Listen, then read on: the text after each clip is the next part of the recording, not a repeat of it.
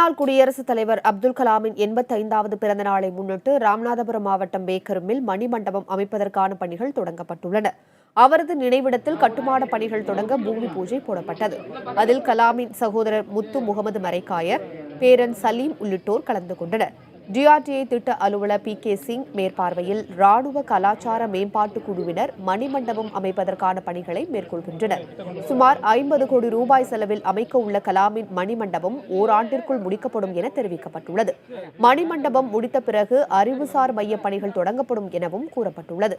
கலாமின் நினைவிடத்திற்கு சட்டமன்ற உறுப்பினர் கருணாஸ் மற்றும் ஏராளமான பொதுமக்கள் அஞ்சலி செலுத்தி வருகின்றனர்.